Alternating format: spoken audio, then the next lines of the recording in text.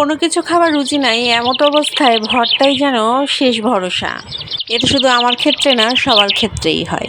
আসসালামু আলাইকুম বন্ধুরা, আজকে আমিও তাই একটা ভর্তার মজাদার রেসিপি নিয়ে আপনাদের সামনে চলে এসেছি। নিয়ে নিয়েছি কয়েক টুকরো চিংড়ি মাছ এবং তারপর নিয়েছি লাউয়ের খোসা। আসলে লাউয়ের খোসাগুলো ভেবেছিলাম ফেলে দিব, কিন্তু তা ফেলে দিইনি।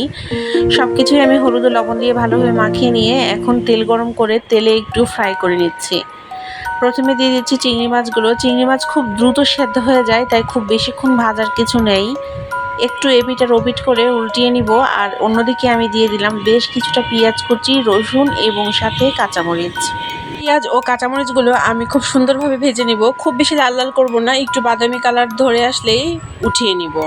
এরকম বাটা বুটা যে ভর্তাগুলো আছে সেই ভর্তাগুলোতে সাধারণত বেশিরভাগই একটু রসুন বেশি দেওয়া হয়, কেননা রসুনের ফ্লেভারটা এই ভর্তায় অনেক বেশি ভালো লাগে।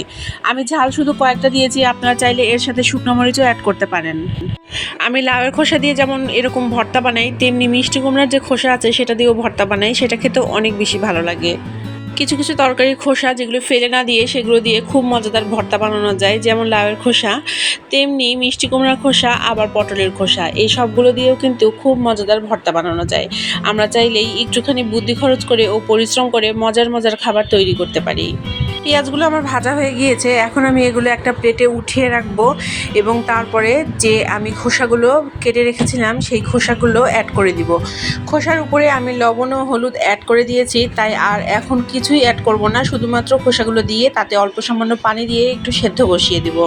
আজকের লাউটা অনেক নরম ছিল, তাই লাউয়ের খোসাগুলো খুব নরম, সেদ্ধ হতে খুব বেশি সময় লাগবে না, মোটামুটি 15 মিনিট সেদ্ধ করলেই সেদ্ধ হয়ে যাবে। আমি ঢেকে রেখে মোটামুটি 15 মিনিট সেদ্ধ করেছি, আর এখন একটু চেক করে নেব সেদ্ধ হয়েছে কিনা। যদি সেদ্ধ না হয় সেক্ষেত্রে আবারও ঢাকনা দিয়ে ঢেকে আমি আবারও চুলার আঁচে বসিয়ে রাখবো। আমি যখন অনেক ছোট সেই সময় ব্লিন্ডারের প্রচলন ছিল না, আর তাই মানুষ পাটাতে বেটেই ভর্তা বানাতো। এখন অনেকেই ব্লিন্ডারে বেটে ভর্তা বানায়, তবে আমার কাছে পাটাতে বাটা ভর্তাই বেশি খেতে মজা লাগে। আর আজকেও আমি পাটাতেই ভর্তাটা বেটে নেব।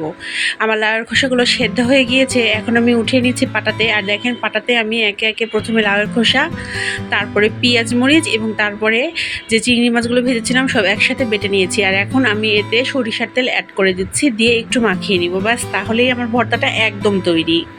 দুপুরের খাবার মেনুতে আমি প্রায় রোজ চেষ্টা করি যে কোনো একটা ভর্তা রাখার, আর আজকেও এই মজার ভর্তাটা করেছি। আপনারা কে কে এই লাউয়ের খোসার ভর্তা কীভাবে খান অবশ্যই আমাকে কমেন্টে জানাবেন।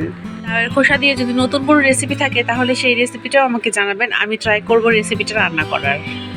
আজকে তাহলে এখানেই শেষ করছি। কথা দিচ্ছি আগামীকাল আবারও হাজির হয়ে যাব নতুন বা পুরাতন যে কোনো একটি রেসিপি নিয়ে, আর সাথে থাকবে অনেক অনেক গল্প। আল্লাহ হাফেজ সবাইকে।